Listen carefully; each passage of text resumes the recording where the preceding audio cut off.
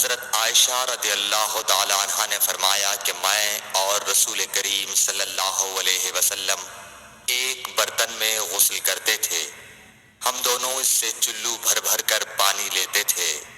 صحیح بخاری حدیث نمبر 273۔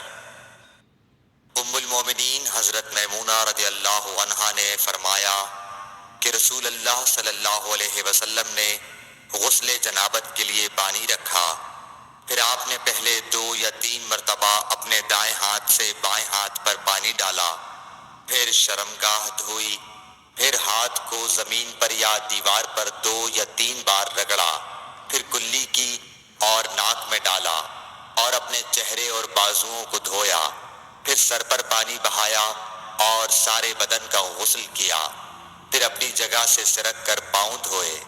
حضرت میمونہ رضی اللہ عنہا نے فرمایا کہ میں ایک کپڑا لائی تو آپ نے اسے نہیں لیا اور ہاتھوں ہی سے پانی جھاڑنے لگے۔ صحیح بخاری حدیث نمبر 274۔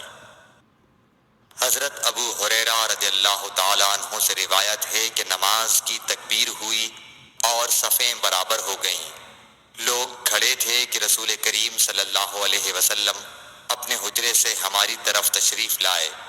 جب آپ مصلی پر کھڑے ہو چکے تو یاد آیا کہ آپ جنبی ہیں، بس آپ نے ہم سے فرمایا کہ اپنی جگہ کھڑے رہو اور آپ واپس چلے گئے۔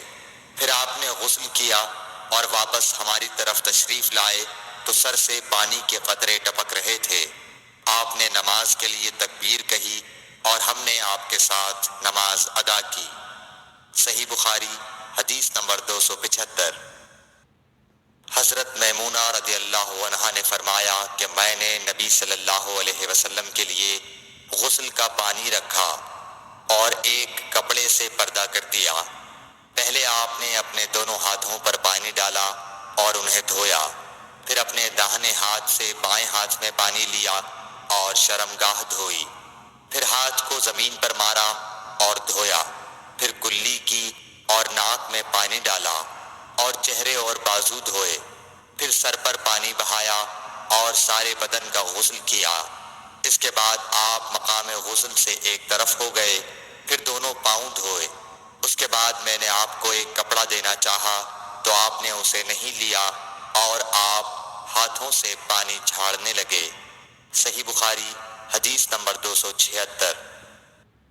حضرت عائشہ رضی اللہ تعالی عنہا نے فرمایا کہ ہم ازواج مطہرات میں سے کسی کو اگر جنابت لاحق ہوتی تو وہ ہاتھوں میں پانی لے کر سر پر 3 مرتبہ ڈالتی، پھر ہاتھ میں پانی لے کر سر کے داہنے حصے کا غسل کرتی اور دوسرے ہاتھ سے بائیں حصے کا غسل کرتی۔